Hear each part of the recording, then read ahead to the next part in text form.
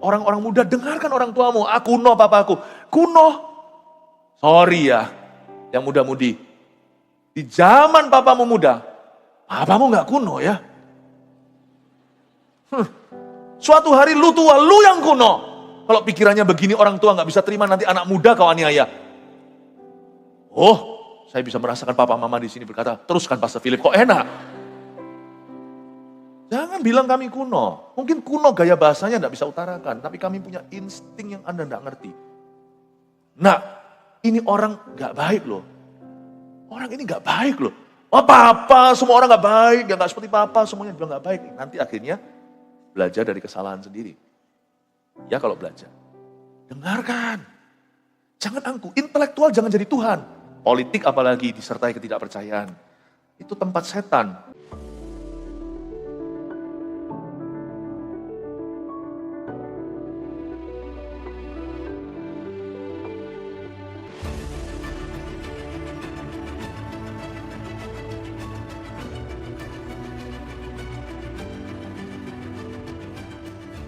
You are so wonderful, Jesus. Kau sungguh luar biasa. Tidak ada seperti Engkau Tuhan, sekalipun dunia semakin mengkaburkan namamu, hadiratmu, namun Kau tidak bisa disembunyikan selama-lamanya. Suatu hari kelak Engkau akan datang di awan-awan, gerejamu akan menyongsong di udara. Kami tidak mau ketinggalan jika hari itu tiba. Jangan izinkan kami tenggelam, sekalipun kami tinggal di dunia, kami tidak berasal dari dunia. Kami berasal dari Allah, kami sudah lahir baru. Kami adalah citizens, warga negara kerajaan surga. Ajar kami setia sampai pada akhirnya. Sampaikan sabdamu sehingga gerejamu dimurnikan oleh darah dan oleh firman Allah. Roh Kudusmu ya Tuhan menjamah bibir kami, luruskan hati. Hanya Engkau yang bisa memandikan umatmu dengan firman yang hidup. Hambamu pengetahuannya pas-pasan Tuhan. Tolong hambamu untuk bisa mengajarkan dengan sebaik-baiknya. Sembunyikan di balik salibmu, biar umatmu bertumbuh. Itu goal kami. Dalam nama Yesus, haleluya. Amin. Praise the Lord, puji Tuhan. God bless you. Haleluya, selamat hari Minggu. Silakan duduk dulu.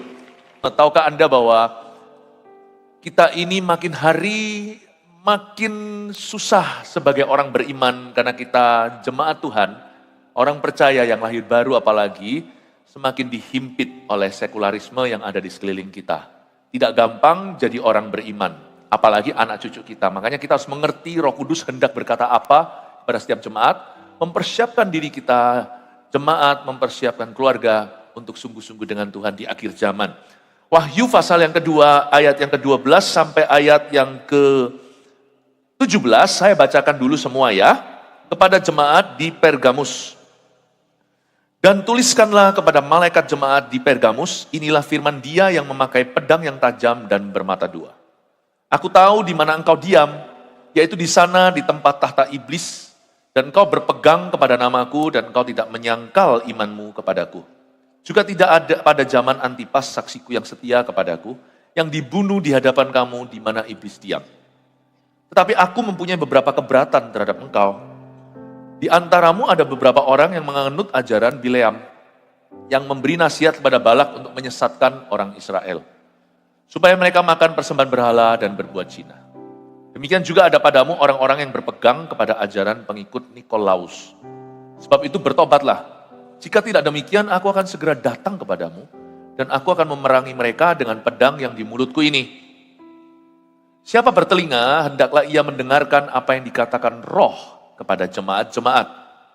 Barang siapa menang, kepadanya akan kuberikan dari mana yang tersembunyi, dan aku akan mengaruniakan kepadanya batu putih yang di atasnya tertulis nama baru, yang tidak diketahui oleh siapapun selain oleh yang menerimanya.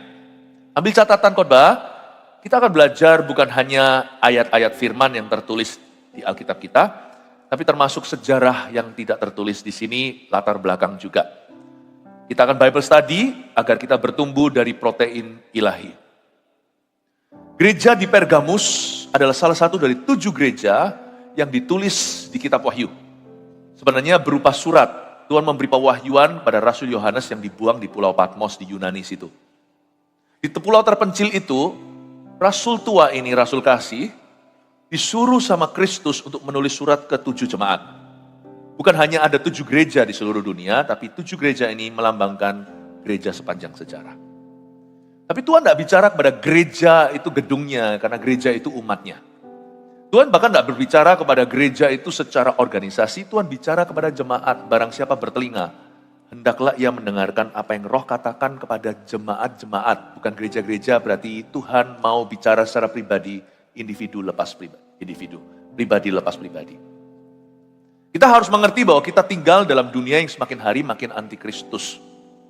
Untuk jadi konservatif aja susah. Apa-apa sekarang kalau bicara sedikit menentang LGBT, bisa ditutup akunnya. Dunia ini semakin sentimen sama Tuhan. Tapi kabar baik, kabar setia, kabar sukacitanya adalah Tuhan itu gak kalah. Tapi Tuhan mempersiapkan umat yang layak. Pastikan kita mengerti peran kita, termasuk papa mama, apalagi orang tua, guru di sekolah, pendeta, hamba Tuhan, pemimpin-pemimpin kelompok sel, CGL.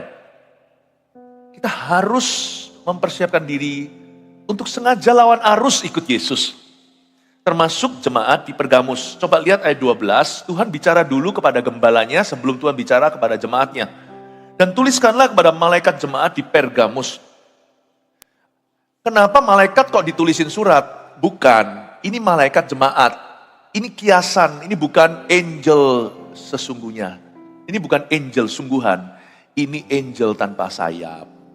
Malaikat pelindung, pemimpin rohani. Tuhan lagi bicara kepada gembala sidang gereja di Pergamus.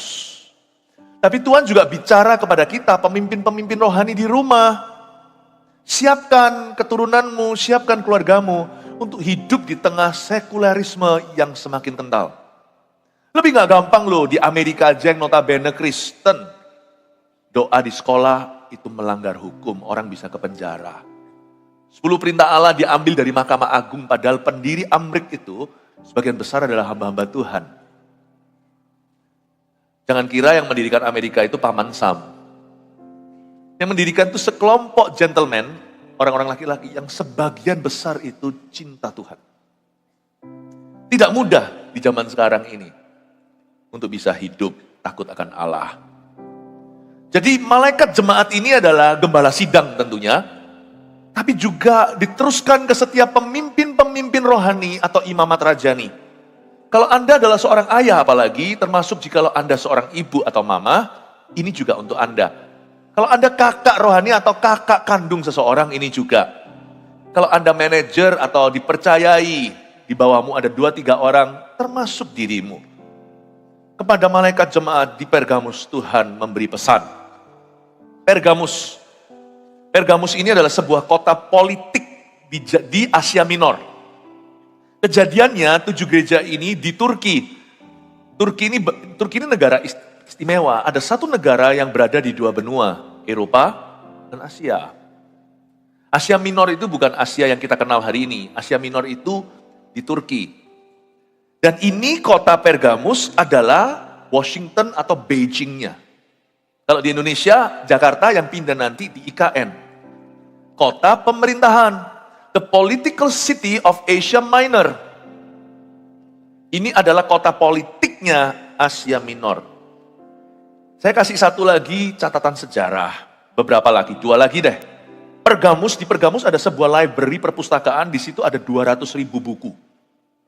Zaman itu loh, zaman sekarang aja itu sangat impresif. Library orang Indonesia nggak suka baca. 200.000 buku tebal-tebal lagi. Berarti Pergamus itu isinya cendekiawan, orang-orang pintar-pintar. Nah di sini bahayanya. Politik kalau campur kepintaran, lalu dimix sama ketidakpercayaan, disitulah keluar berbagai macam kejahatan. Mana lebih bahaya, orang pintar yang jahat atau orang bodoh yang jahat? Sama, tapi orang pintar kejahatannya jauh lebih kompleks. Pahami Bapak Ibu Saudara, kota Pergamus disebut sebagai tahta atau tempat tahta iblis. Ketika intelektualisme dicampur dengan ketidakpercayaan, lalu di situ juga ada politik manusia, money politik segala, aduh kota itu tahta iblis saya percaya. Jangan kira kalau kita itu punya pencapaian-pencapaian akademis, otomatis Tuhan akan memakai hidup kita. Tidak juga. Bukan berarti yang muda-mudi harus sekolahlah asal-asalan. Tadi malam kemarin di AOG, di kebaktian youth dan teenagers kita, saya sampaikan jangan hanya serahkan kelemahan, kalau sama Tuhan itu serahkan juga kekuatan. Kelemahan aja bisa dipakai, apalagi kalau kita punya kelebihan. Saya ceritakan kelebihannya Paulus dibanding Petrus, makanya Paulus dibawa Tuhan internasional pelayanannya. Karena dia multilingual. Tapi jangan kira hanya karena kita pandai, pinter, PhD, S3, lalu kita itu IQ-nya tinggi. Makanya itu orang tua jangan hanya ngebut soal kasih DHA. Kasih DHA, hamil kasih salmon terus. Nanti kebanyakan merkuri gimana? Tanya dokter Gih. Nggak usah lah, normal-normal. Kepandaian itu dari Tuhan, bisa juga manusia tambahkan, tapi itu tidak menjamin pemakaian. Yang penting itu orang tua harus jadi pemimpin rohani yang genah di rumah. Tunjukkan jalan, yaitu jalan Tuhan. Didik mereka dalam takut akan Tuhan, karena itu jauh lebih menjamin hidup daripada semata-mata kepintaran atau kepandaian. Di Pergamus juga ada sebuah sekolah medis yang bagus. Jadi Pergamus itu banyak tabib keluar dari sana atau kedokteran. Salah satu karir atau salah satu profesi yang paling dihormati kalau orang menyebut dirinya saya dokter, itu langsung dok, panggilannya dok. Langsung dihormat. Tapi nggak tentu loh, sekalipun maaf ini ya, saya tidak menyebut siapa dan siapa, segala profesi selalu. Segala profesi tetap hati orang bisa jahat. Sekalipun kedokteran, sekalipun sekolah tinggi kedokteran, tidak tentu hatinya tidak bejat. Makanya ada yang namanya malpraktik, bukan? Bahkan sistem-sistem di dunia itu banyak kegelapannya. Kalau Anda perhatikan, zaman dahulu pernah ada berita itu loh, orang masuk ke institusi tertentu, lalu anak-anak muda dipukuli, dadanya ditumbuk-tumbuk sampai mati, ada satu, lalu baru jadi kasus. Coba, bagaimana bisa jadi pejabat yang bersih? Kalau dari awal sudah didikannya begitu, atau salah. Kekerasan, main tampar. Saya bukan dokter, saya nggak ngerti seluk-beluknya seperti apa. Tapi ada nggak hierarki di dalam studi kedokteran yang sungguh-sungguh ada kegelapan di sana dan susah untuk jadi dokter yang baik. Gak usah kedokteran, bidang apapun juga kalau kita taruh kalau orang itu gak kuat dari rumah dan dari gereja, ada banyak sekali. Mau politik misalnya. Nah kalau politik itu di dalamnya ada money politics, gimana bisa bersih? Modal keluar segitu kapan kembali? Coba bayangkan. Dunia ini banyak kegelapan. Saya jelaskan di Pergamus itu, mereka menyembah a serpent god, atau menyembah satu ilah, bentuknya ular. Tentunya nggak ada, karena ini peradaban zaman dulu, sudah ambruk semuanya di bawah tanah. Tapi zaman dulu mereka menyembah di serpent atau ular, mirip seperti lambangnya apotek. Ada ularnya, tapi kalau itu kan ularnya Musa sebenarnya, ular yang ada di tongkat Musa, lalu mereka semuanya sembuh dari pangkutan ular. Itu cerita pemberontakan umat Tuhan di padang gurun. Ular. Kalau di Efesus, tadi pagi saya jelaskan, itu mereka menyembah di kuil Diana dan kuil Artemis, beda masalahnya. Di setiap kota itu ada orang kuat rohaninya, yaitu roh jahat. Dan di Pergamus ada sebuah kuil bukan kuil malahan serpent god yang disembah sama mereka. Dan di dekatnya ada medical school, ada sekolah kedokteran. Kalau ada dokter di sini, saya mohon dalam nama Yesus sebagai gembala sidangmu, jadilah dokter yang baik dan benar. Lakukan pelayananmu sebagai amal juga, meskipun tetap dapat imbalan. Kita harus stop di taraf di mana kita tahu kalau orang itu berobat segini sembuh atau berobat lebih, jangan sampai kita itu mau ambil komisi. Kasih dia yang paling ringan karena sayangi ginjal orang itu, ya kan. Ada yang namanya human, kemanusiaan. Jangankan bilang ketuhanan, kemanusiaan aja kita gagal, gimana ketuhanan. Kalau F&B, orang-orang yang di business food and beverages, makan minuman, jangan halalkan semuanya, masukkan segala macam zat-zat di dalam sana, ingatlah itu masuk ke dalam perut atau pencernaan seseorang, dan itu anak orang loh. Kita mesti harus praktek dengan betul. Pendeta juga sama. Tidak boleh malpraktek, tidak boleh memanipulasi jemaatnya. Cintai jemaatmu, jemaatmu kan bertumbuh. Ada gereja-gereja yang tidak mengalami pertumbuhan bukan karena Tuhan tidak memberi pertumbuhan.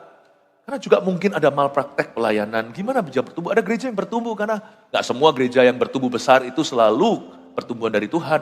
Halalkan segala cara juga bisa. Tapi ada pula orang-orang yang menjadi besar karena Tuhan tumbuhkan. Karena dombanya disayang, diberi makan, disembuhkan, yang tersesat dicari. Jadilah yang benar, jangan jadi yang pandir apapun profesimu. Yang mahasiswa yang sekolah hati-hati. Ada banyak kuasa gelap di setiap lorong-lorong dunia ini. Apapun bidangmu. Jadi beda. Jadilah anak Tuhan dulu. Di Pergamus, sudah jelas ya sekarang. Nah, di setiap gereja, Yesus memperkenalkan dirinya dengan beda sesuai dengan kebutuhan dan tantangan di lapangan. Setiap kota kan tidak sama. Nah, cara Yesus memperkenalkan dirinya di Pergamus itu begini. Kita lihat ayat 12b. Inilah firman Dia yang memakai pedang yang tajam dan bermata dua. Tuhan langsung konfrontasi 200.000 buku, bukan berarti Tuhan anti library. Tapi Tuhan pastikan sebelum Anda membaca 200.000 buku, jangan 200.000 lah, 1.000 lah atau 100 buku pertama. Pastikan Anda kuat dulu fondasinya dan terus baca satu buku yang merupakan pedang bermata dua, yaitu Alkitab Anda. Jangan lupa kuatkan dirimu di Alkitab ini. Saya nggak tahu sekarang Alkitab kita semuanya kan di apps, di HP kita. Bagus sih, saya juga punya loh. Waktu kemarin saya di Amerika, saya bertemu juga dengan yang ini loh, YouVersion punya founder dan CEO, saya makan bersama. Orang yang luar biasa. Kalau Anda lihat YouVersion, itu CEO dan foundernya, ngobrol sama saya waktu itu dengan presidennya Bayola. Waktu saya bicara, saya kagum dengan ceritanya. Puji Tuhan, di tangan orang yang takut akan Tuhan. Itu ceritanya ada itu, gimana dimulai dari pelayanan rindu untuk membagikan suatu apps yang bisa dinikmati oleh semua orang. Puji Tuhan. Tapi sebenarnya zaman sekarang ini kan zaman edan. Tergantung siapa nanti yang akan memiliki cloud itu. Misalnya kalau jatuh ke tangan yang salah, bukan orang yang spiritnya itu pelayanan. Komersil apalagi yang punya agenda pribadi. Misalkan nanti kalau di dalam Alkitab yang apps itu dituliskan bahwa Tuhan itu bukan bukan dia laki-laki, Tuhan itu gendernya netral. Mati nggak? Kalau anak-anak taunya cuma HP, siap-siap nanti waktu membaca Alkitab LGBT. Sedangkan di Amerika misalnya saya masuk WC, itu bingung ada 3 macam. Cowok, cewek, cowek. Sungguhan saya bingung, ini netral gender neutral, berbahaya. Saya kalau di situ di Indonesia mah bagus. Di sana kalau istri saya ke WC, anak perempuan saya ke WC, saya barengin atau kalau enggak salah satu anak laki-laki saya. Bingung lah di WC tiba-tiba ada cowok, WC cewek. Dia ngaku aku cewek mau apa? Nggak bisa apa-apa. Berani usir dia dituntut tuh mallnya. Kalau di sini WC cowok, WC cewek ada cowoknya, tolong panggil satpam ya. Kita keluarkan dari tempat ini. Ngeri nggak? Saya bukan mahir Alkitab, tapi Kejadian Wahyu saya udah berkali-kali. Minimal ya, kalau saya baca apps-appsan apapun versinya, kalau ada sesuatu yang off saya kerasa langsung. Ini nggak beres, nggak bener ini. Beberapa translation tuh bagus. Kalau perkara-perkara yang sifatnya supranatural di Alkitab itu banyak, saya nggak suka baca The Message. Kalau yang bahasa Inggris tahu. Karena The Message itu sangat sangat membuat semuanya itu masuk akal. Ada banyak hal di Alkitab jangan dimasukin ke akal, masukin ke hati. Ada beberapa NLT, New Living Translation yang Inggris-Inggris ini. Dulu yang Indonesia juga ada terjemahan baru dan ini itu. Saya punya banyak concern sih, kekhawatiran. Sebelum Anda membaca buku-buku yang lain atau bahkan apps pun, pastikan Alkitab di tanganmu yang kuno itu kau cintai. Karena nanti kalau semuanya Alkitab nggak ada, tarik semua dari peredaran, retur seperti kendaraan, seperti mobil mana ditarik semuanya. Saya akan sembunyikan satu di kolong meja saya. Mau apps-nya dimasukin apa saya nggak tahu. Pokoknya saya sudah pernah baca Alkitab yang lama yang saya baca. Inggris atau Indonesia saya pernah baca itu. Dan kalau ada mau nipu aku pasti akan kerasa. Something is off ini. Saya nggak hafal semua ayat. Tapi saya sudah pernah baca Kejadian sampai Wahyu berkali-kali dan saya terus baca dan mengulanginya. Before you read any book, sebelum kau membaca buku, Anda membaca buku manapun juga, pastikan Anda sudah baca luar dalamnya Alkitab. Jangan skip khotbah-khotbah di gereja itu harus penuh Bible. Makanya khotbah saya di gereja kita sendiri sebagai gembala sidang, topiknya bisa beda-beda, itu cuman window-nya. Khotbah saya selalu berusaha eksposisi, artinya menggali yang ditulis di Alkitab. Bukan comot-comot sebisa mungkin saya ayat per ayat. Saya kepingin jemaat itu siap untuk apapun. Karena ada apa-apa saya nggak mau hutang darah sama Anda. Saya sudah menyampaikan the whole counsel of God atau seluruh nasihat Tuhan dalam kehidupanmu. Saya tahu saya sudah baca Alkitab ini. Pastikan Anda sudah memperoleh firman-Nya.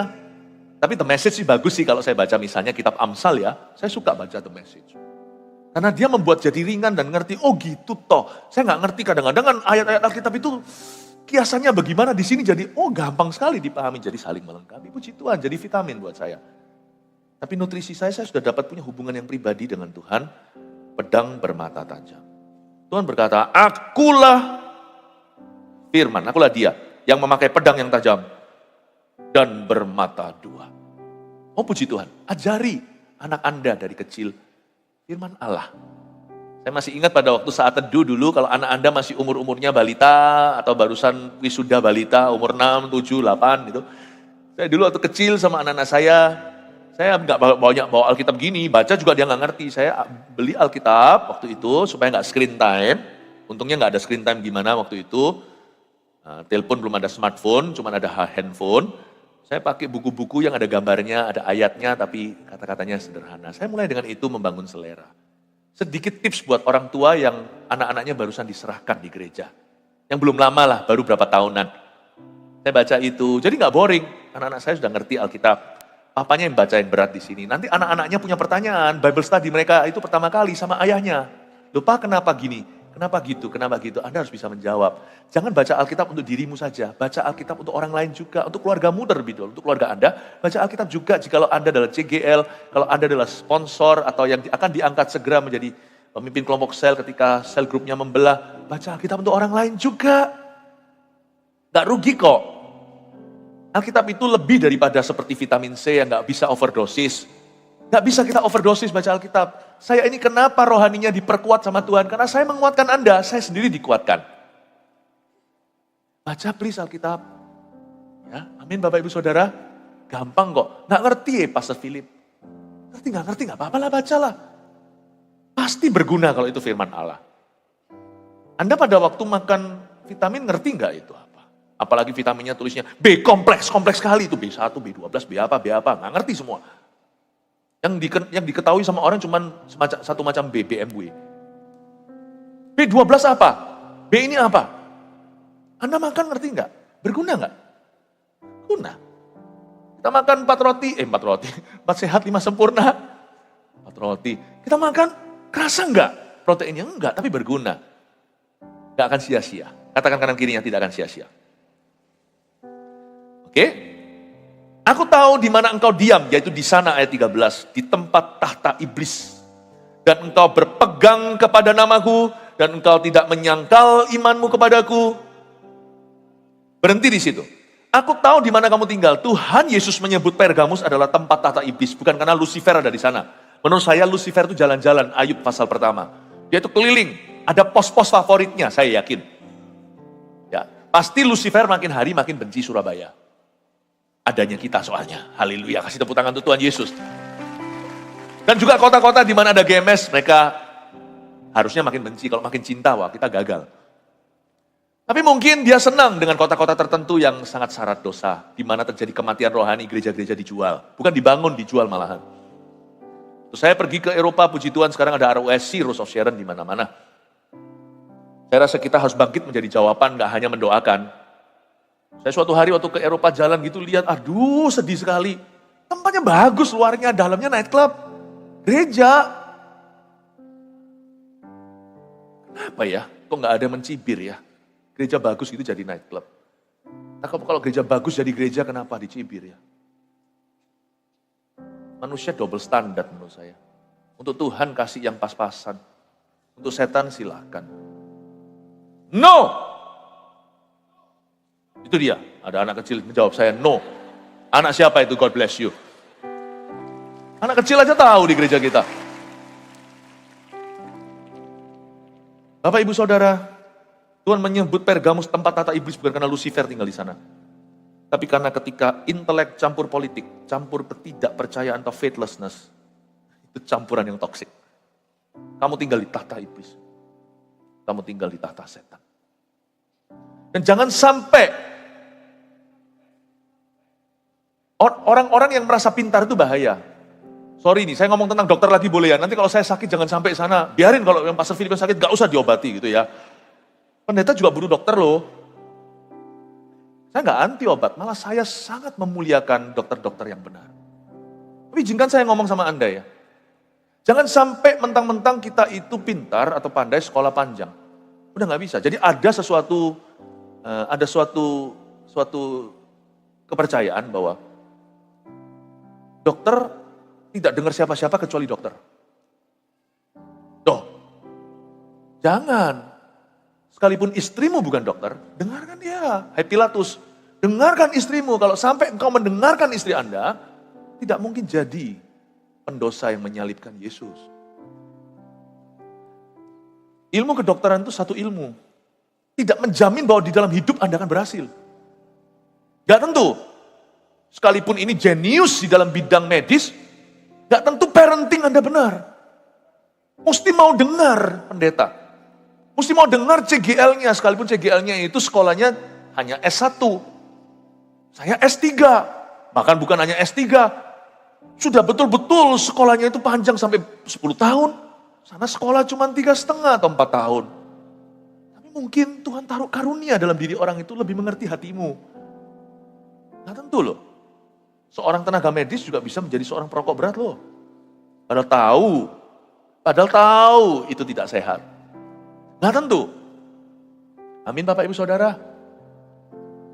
Karena itu kita harus saling dengar-dengaran. Nah disinilah ketika intelektual menjadi Tuhan, manusia tutup kuping atau telinga. Siapa bertelinga sudah tidak dengar lagi roh mau berkata. Jangan sampai itu terjadi, makanya kita butuh gereja. Di gereja itu majemuk. Orang miskin ada secara materi, orang kaya ada secara materi. Orang suku ini ada, orang suku itu ada. Segala profesi saling melengkapi dan bertemu di belanga. Yang di hulu, di hilir ketemu di belanga. Lalu habis itu di situ di dalam CG misalnya, tidak ada CG yang khusus kedokteran, persekutuannya ada, yaitu intinya kita perlu ada semacam fellowship untuk saling menajamkan besi, manusia menajamkan manusia. Pengusaha jangan tutup telinga, maunya hanya dengar orang tertentu. Kadang-kadang kalau Anda mendengar pegawai Anda nggak akan bangkrut total hari ini. Kalau mau dengar aja di market atau di lapangan itu seperti apa sifatnya. Jangan hanya meracik atau merancang di ruang direksi. Kadang-kadang Anda perlu dengarkan customer Anda. Jangan sampai pengusaha merasa seperti apa. Bapak, Ibu, Saudara, orang tua jangan sampai meremehkan anak muda. Kalau intelektual jadi Tuhan, di situ kita jadi angkuh. Dulu kita punya banyak kendaraan, taksi ada tak terhingga. Semua tertawa, aku raja transportasi, jasa transportasi. Mungkin sudah ada yang membisikkan, ayo kerjasama gini gitu, nggak mau. Tiba-tiba orang cipta aja di zamannya internet ini, di zaman digital. Cereng, mobil semua orang jadi taksi. Matilah taksinya.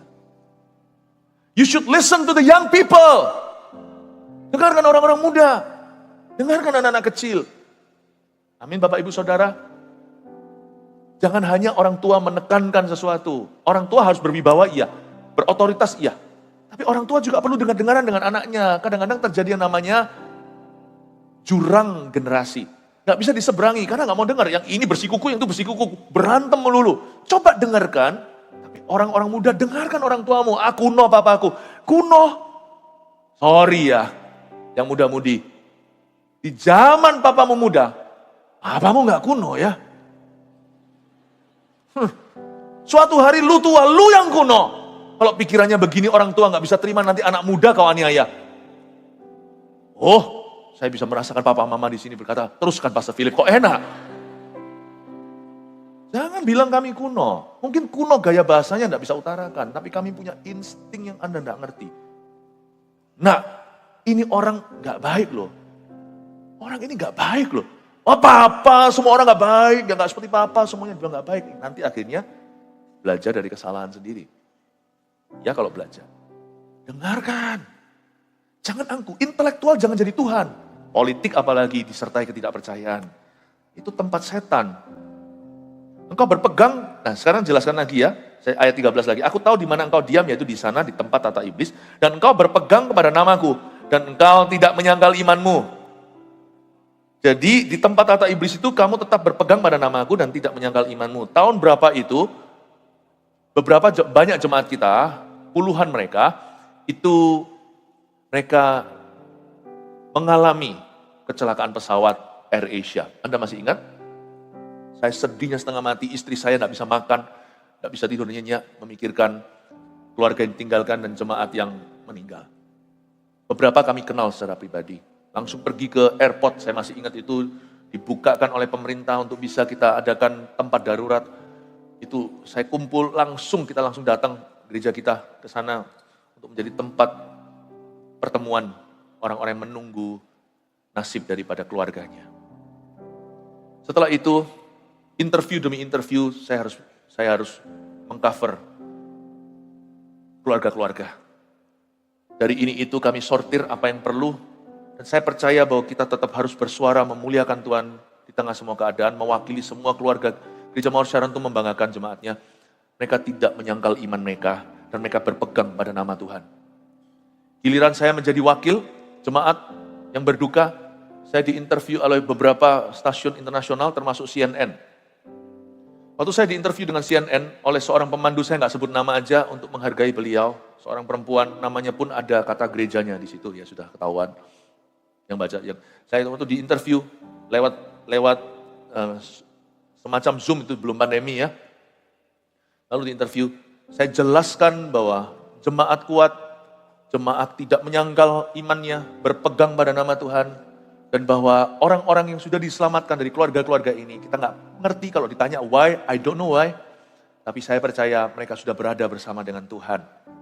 Waktu saya ngomong tentang Tuhan, yang news anchor-nya itu tidak nyaman. Saya terus ngomong Tuhan, nggak nyaman.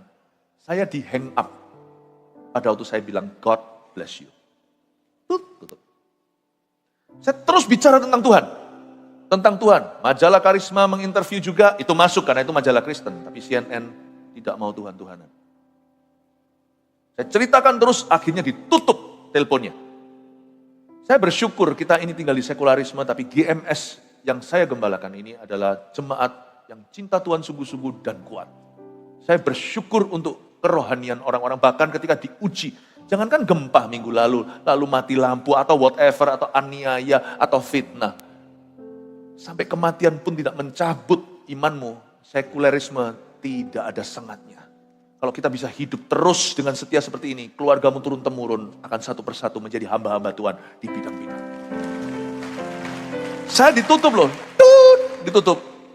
Waktu saya ngomong God, saya nggak peduli. Mau koran kecil, mau yang internasional broadcasting, God is our message, God is our testimony. Tuhanlah kesaksian kami.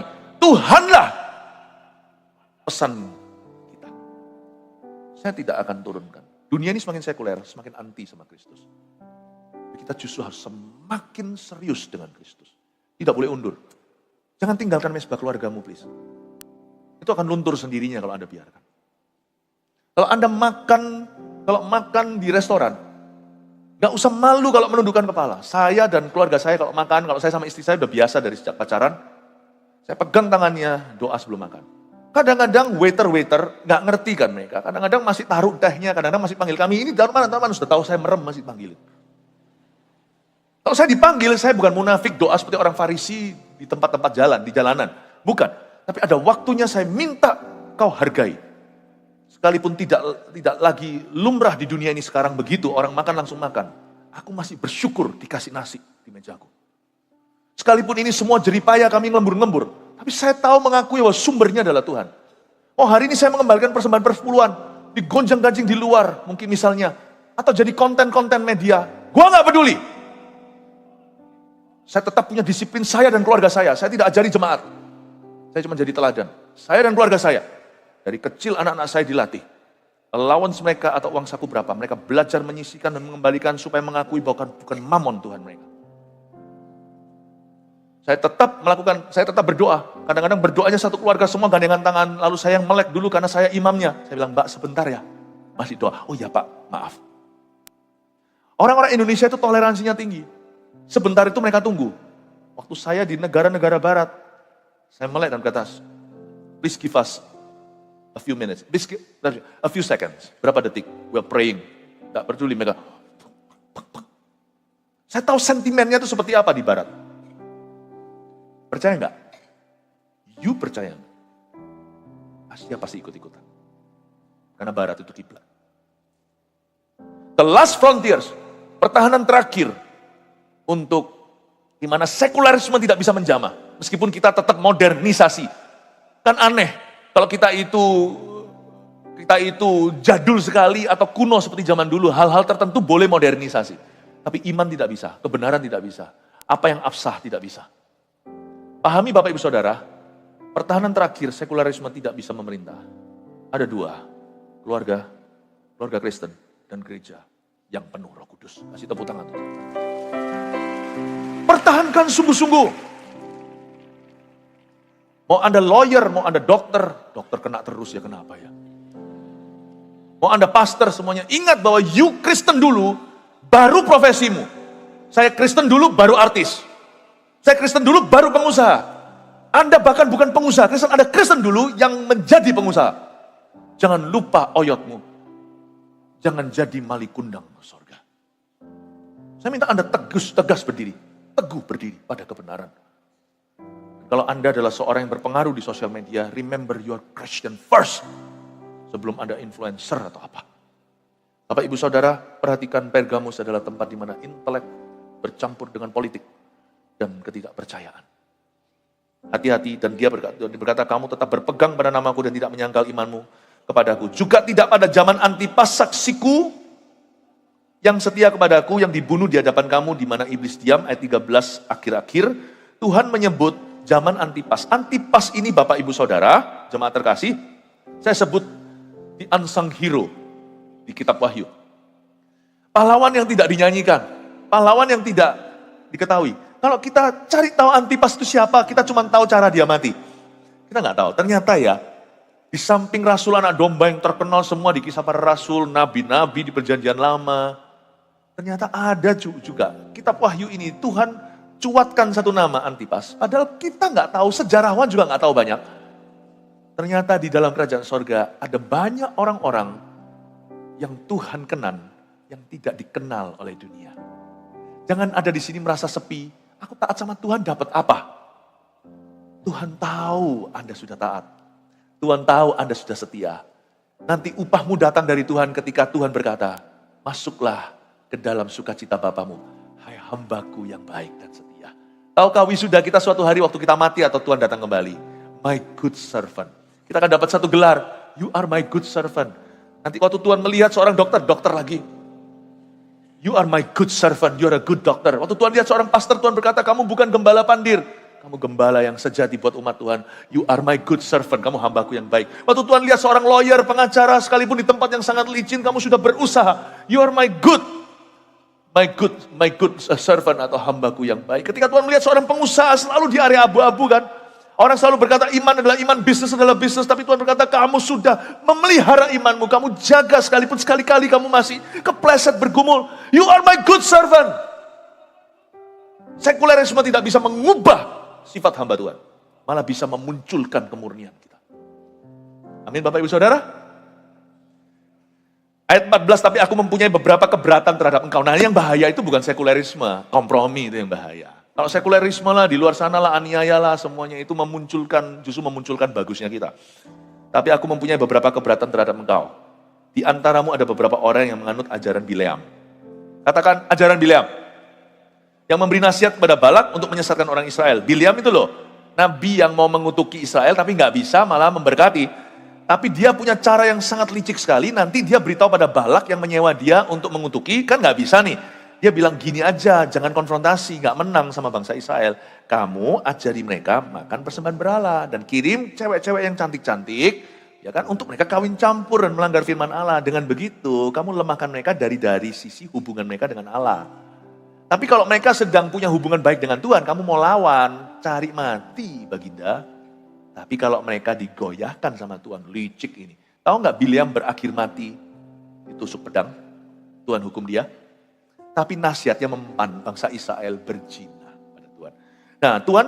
Bileam tidak hidup di zaman kitab Wahyu. Bileam hidup di perjanjian lama. Tapi ajarannya masih hidup sampai perjanjian baru. Nanti saya jelaskan itu apa. Saya kasih satu lagi pengajaran yang harus hati-hati atau kompromi. Demikian juga ada padamu orang-orang yang berpegang pada ajaran pengikut Nikolaus. Mirip-mirip. Sekarang katakan Nikolaus. Ada dua macam hal yang perlu diwaspadai oleh setiap family dan gereja pula. Yang satu ajaran Bileam, satu ajaran Nikolaus. Bileam kita tahu asal usulnya. Dia adalah seorang nabi, bukan nabi palsu, nabi asli tapi suka money. Ya, jadi akhirnya dia harus milih, nggak bisa pilih Tuhan dan Mamon.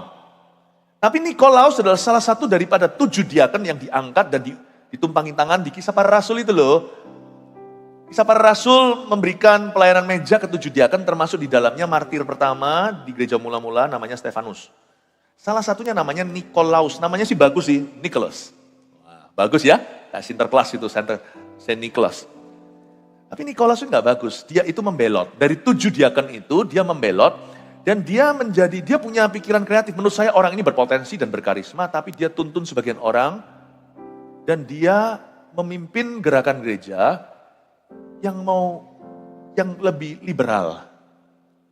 Dan dia ubah beberapa hal yang sifatnya seolah kaku, untuk menerima lebih luas beraneka ragam orang. Saya rasa zaman itu mungkin bukan LGBTQ, tetapi modern thinking sesuatu. Dialah yang mempopulerkan universalisme. Enggak lah, sudahlah datanglah ke gereja kami ini seperti motivator. Yesus satu-satunya jalan, enggak lah, enggak apa-apa, kita terima segala kepercayaan, Yesus salah satu jalan. Semua jalan tetap sama kok ke surga. Happy lah semua orang, gerejanya jadi tambah. Tapi karena gerejanya melemah soal pintu kerajaan surga. Itu Nikolaus. Dia yang mempopulerkan universalisme dan liberalisme, hati-hati ya. Universalisme itu kelihatan mulai di beberapa orang Kristen yang lemah imannya. Kita nggak boleh anti, kita juga harus bisa menerima perbedaan. Kita toleransi itu harus. Tapi toleransi tetap tidak bisa menjadi alasan kompromi keyakinanmu. Saya nggak pernah berdoa dan berkata begini kepada semua orang di sekeliling saya. Mari kita berdoa menurut kepercayaan sendiri-sendiri. Kalau Anda punya kepercayaan tahu bahwa Yesus satu-satunya jalan, kita nggak bisa berkata berdoa sesuai kepercayaan masing-masing. Tapi saya akan mencoba untuk menghargai host atau tuan rumah. Kalau tuan rumahnya adalah orang dari kepercayaan lain, saya akan diam. Kalau memang saya datang di dalam acaranya, saya akan menghormati. Saya nggak akan merem, tutup mata, karena saya tidak dianggap sama-sama berdoa. Tapi saya tidak akan mengganggu, saya akan diam dengan mata terbuka, dengan sopan saya tunggu beliaunya selesai. Tapi kalau giliran saya yang disuruh, saya tidak akan berkata, mari kita berdoa dengan cara masing-masing. Yesus nggak bisa disamakan jadi salah satu daripada semua Allah-Allah yang kan kita tahu bahwa Yesus satu-satunya jalan. Kita tidak bisa menaruh Yesus menjadi salah satu dari semua itu. Kalau saya yang memimpin, saya akan berkata, Bapak Ibu Saudara, kita dari beraneka ragam kepercayaan, tapi izinkan saya berdoa dalam keyakinan saya, yaitu hanya di dalam nama Yesus Kristus. Kalau enggak, ngomong enggak, saya akan diam, saya ngikut. Bukan ikut doa, saya tetap di sana untuk menghargai hostnya. Tapi kalau saya doa, I will pray in Jesus' name. Saya tidak akan kristenisasi, saya tidak akan sungkan-sungkan ngomong sama orang demi rasa aman. Hati-hati dengan universalisme. Lalu kita masukkan di media kita orang-orang yang bahkan fondasinya pun bukan Kristus, gak percaya Yesus adalah Tuhan, tapi mengucapkan sesuatu yang seolah-olah Kristiani. Kita masukkan. Kalau saya tidak akan, meskipun saya hargai, wow bagus sekali punya statement seperti itu. Tapi bagaimanapun juga, saya nggak cari kesamaan yang ada di bangunan. Saudara seiman itu sama di fondasi, bukan di bangunan dan dekorasi. Semua kesamaan di bangunan dan dekorasi itu adalah kebetulan. Fundamental sama itulah yang saya akan dengungkan. Hati-hati, liberalisme terjadi di mana-mana. Saya nggak terus bangga kalau ada orang berkata, wah Yesus gimana? Wah saya bangga nanti saya sebarluaskan. Nggak tentu. Kalau memang beliau tersebut itu sungguh-sungguh pro Yesus, sudah jadi believer, sudah jadi orang percaya. Kenapa saya promosikan sesuatu yang fondasinya tidak sama? Mendingan saya hargai tenggang rasa. Tapi saya punya keyakinan, apalagi kalau platform itu adalah platform untuk keyakinan saya tidak akan campur baurkan. Nanti membingungkan. Liberalisme itu lebih bahaya daripada radikalisme. Lebih bahaya. Saya tidak akan. Saya pasti akan sopan. Saya tidak akan sebut sebutan-sebutan kepercayaan lain, ataupun shalom saya tidak akan paksakan dalam sebuah gedung yang ada beraneka ragam. Saya bisa pakai sesuatu yang nasionalis, misalnya, selamat siang Bapak Ibu. Saya akan pakai selamat siang, selamat pagi, selamat malam. Saya harus hati-hati dengan ini. Karena Injil itu dipercayakan ke kita. Hati-hati ya Bapak Ibu. Hati-hati dengan ini. Nikolaus itu membuat blur. Sedangkan Biliam itu membuat campur. Biliam itu juga lah hari ini dalam bentuk-bentuk prosperity gospel atau Injil kemakmuran. Itu Biliam. Juga termasuk doktrin kompromi. Saya pernah sekali mendengar seorang pengkhotbah, untungnya saya lupa, ingat pun saya tidak akan sebut nama, yang berkata bahwa masturbasi itu nggak apa-apa. Bagi orang muda, lebih baik keluarkan dengan cara gitu daripada jatuh sama seorang perempuan, asal waktu masturbasi, maaf nih, tidak membayangkan muka seseorang. Pengajaran dari mana?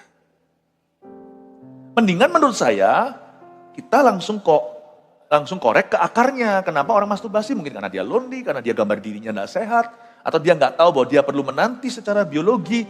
Mendingan cipta solusi daripada kita kompromi, memberikan doktrin kompromi. Bapak Ibu Saudara tetap teguh berdiri. Gereja kita bukan gereja kaku, gereja kita gereja yang sangat-sangat menerima. Tetapi prinsip kita itu baku, tidak boleh berubah. Gereja ini sampai kapanpun akan setia pada firman yang amin, ya dan amin itu, yaitu kepada Yesus Tuhan. Haleluya, kasih tepuk tangan untuk Tuhan.